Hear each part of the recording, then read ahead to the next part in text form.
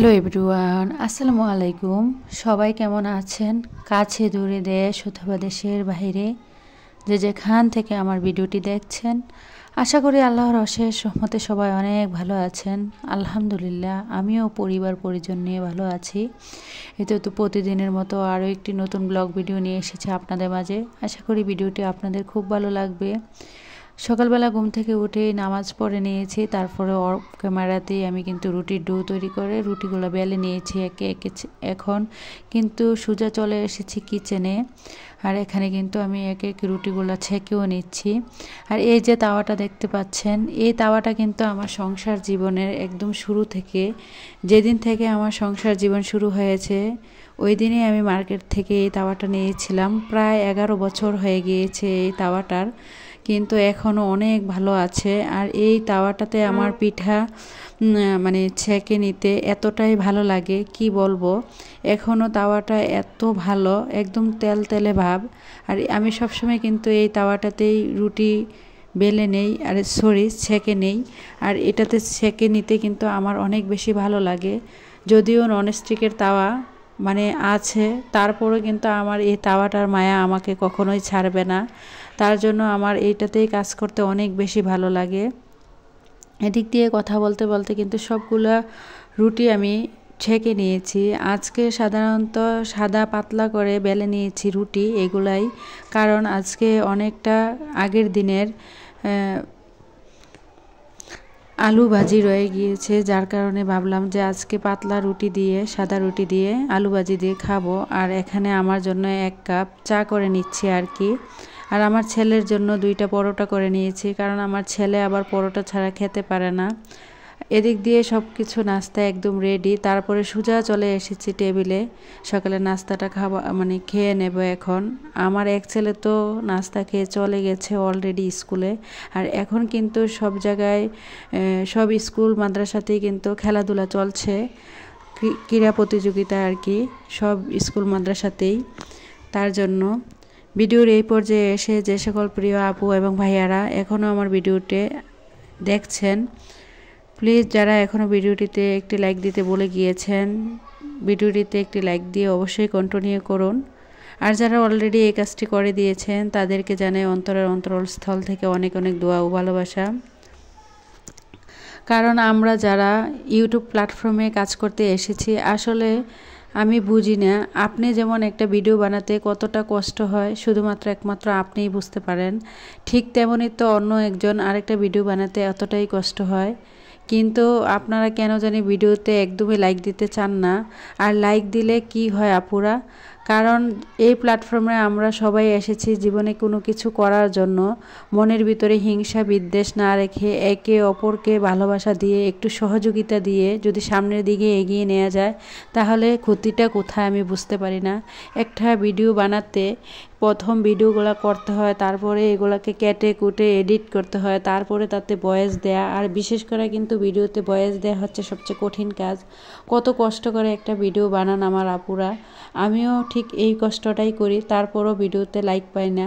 তাই আপু তোমাদের উদ্দেশ্যে বলছি, যারা এখনও ভিডিওটিতে লাইক দেও নাই, প্লিজ ভিডিওটিতে লাইক দিয়ে দিও। এখন চলে আসি এখানে ভিডিও সম্পর্কে একটু কথা বলে নেই। এখানে আজকে আমি টমেটো দিয়ে পেঁয়াজ দিয়ে মাছ ভুনা করব। আর আগের ভিডিওতে হয়তো অনেকে দেখেছেন আমি লাউ দিয়ে চিংড়ি মাছ করেছিলাম, প্রায় অনেকটা লাউ রয়ে গিয়েছিল। তার জন্য আজকে তেলাপিয়া মাছের মাথা দিয়ে আমি ওই লাউটা রান্না করে নেব। যদিও আমি একদিন পরে পরে ভিডিও দেই, তাই আগের ভিডিওতে হয়তো দেখেছেন লাউ রান্না করেছি, তার জন্য কালকে আর লাউ রান্না করিনি, তাই আজকে করছি। আর একই ধরনের খাবার কিন্তু সবসময় ভালো লাগে না, একটু গ্যাপ দিয়ে দিয়ে খেতে কিন্তু অনেকটাই ভালো লাগে। এদিক দিয়ে আপনাদের সাথে কথা বলতে বলতে কিন্তু আমার তরকারিটা সব মশলা দিয়ে কষিয়ে নিয়েছি, তারপরে এখানে ঝোল দিয়ে দিয়েছি, আর এখন মাছ দিয়ে দেব।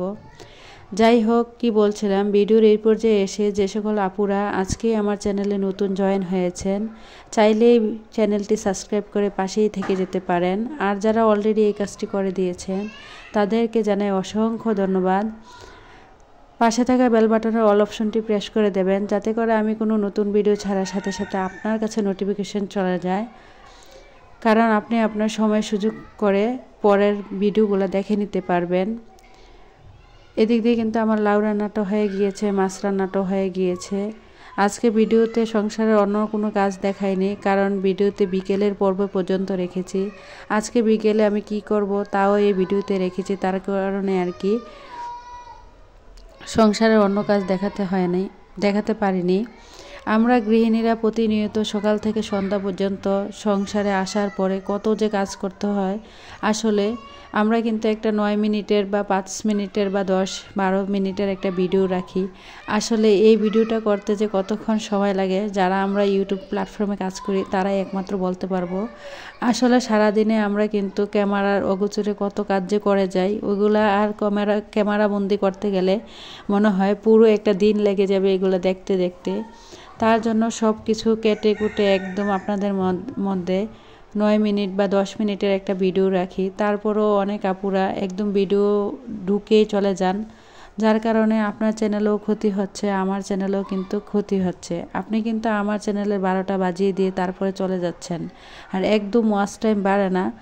100 জন মানুষে যদি 2 মিনিট করে সময় দেয়, তাহলে দেখেন কত ঘন্টা বা কত মিনিট সময় আসে, বা 3 মিনিট করে সময় দিলে কিন্তু আমার আপুরা আমার মনে হয় ভিডিওতে ঢুকেই চলে যায়, যার কারণে আমার একদম ওয়াচ টাইম হয় না। যাই হোক, যে জেনে শুনে আমার ক্ষতি করছে তার ক্ষতি অবশ্যই হবে। এদিক দিয়ে কথা বলতে বলতে কিন্তু চলে এসেছি বিকালের পর্বে। এরই মাঝে দুপুরে গোসল, ভোর নামাজ সব কিছু সেরে দুপুরে খাওয়া দাওয়া সেরে নিয়েছি। আর এখানে কিন্তু আমি আজকে পাতাকপির পাকুড়া বানাবো। কেউ কেউ পাকুড়া বলে, কেউ কেউ সবজি পিঠা বলে। তাই আগে থেকে পাতাকপি কেটে লবণ দিয়ে একদম ভালো করে মাখিয়ে রেখেছিলাম। আর তার সাথে কিছু ময়দা এবং চালের গুঁড়া, পেঁয়াজ কুচি, কাঁচামরিচ কুচি, লবণ, হলুদ, মরিচ, ধনে গুঁড়া, জিরা গুঁড়া সব ধরনের মশলা দিয়ে দিচ্ছি। আর এখন একটু চাট মশলা আর একটু কালো গোলমরিচের গুঁড়া দিয়ে দিয়েছি। আর এখন একটু ক্রিস্পি টাইপের হওয়ার জন্য এখানে একটু ডিমও দিয়ে দিচ্ছি। আর আগে থেকেই আমি ফ্রাই প্যানে তেলটা বসিয়ে দিয়েছিলাম। আর অনেকেই আমার কাছে জানতে চান আমি কি তেল ইউজ করি, যার কারণে তেলটা এত লাল কেন। আমি আবারও বলে দিচ্ছি, আমি কিন্তু সরিষার তেল খাই, তাই বলে দিলাম। এদিক দিয়ে কিন্তু আমার তেল অনেক গরম হয়ে গিয়েছে। আর একে একে সবগুলো পাকুড়া আমি দিয়ে দিয়েছি। কিছু পাকুড়া আমি বেজে নিয়েছি, আর এখন কিছু পাকুড়া বাকি আছে, তাই এগুলাও এখন বেজে নিচ্ছি। আসলে যারা এখনও এই পাকুড়াটা খান নাই, অবশ্যই ট্রাই করে দেখবেন বাসায়। আসলে খেতে কিন্তু অনেক মজা। আমি কিন্তু জীবনে ফার্স্ট টাইম এই পাকুড়াটা বানালাম, কিন্তু আসলে আমার কাছেও অনেক মজা লেগেছে। এটা খালি খেতে অনেকটাই মজা হয়। কেউ কেউ আবার টমেটো সস দিয়ে খায়। আমার কাছে টমেটো সসের চেয়ে কিন্তু খালিটাই বেশি ভালো লেগেছিল, কারণ যেহেতু আমি খাওয়ার পরে ভিডিওতে ভয়েস দিচ্ছিলাম আর কি। আর এদিক দিয়ে ফাইনালি আমার কিন্তু সবগুলো পাকুড়া ভাজা হয়ে গিয়েছে। একটু আপনাদেরকে দেখিয়ে দিচ্ছি দেখতে কতটা লোভনীয় হয়েছিল। এরই মাঝে তারপর চলে এসেছি এখানে কিছু টমেটো সস নিয়ে নিয়েছি, আর এখন সবাই মিলে খেয়ে নিচ্ছে। আর একটু দেখিয়ে দিচ্ছি কতটা ক্রিস্পি টাইপের হয়েছিল, আর খেতে কিন্তু অনেক মজা হয়েছিল। নতুন ভিডিও দেখার জন্য আমন্ত্রণ জানিয়ে আজকের ভিডিওটা আমি এখানেই শেষ করছি। ভিডিওটা এই পর্যন্তই। সবাই ভালো থাকবেন। খোদা হাফেজ। আসসালামু আলাইকুম।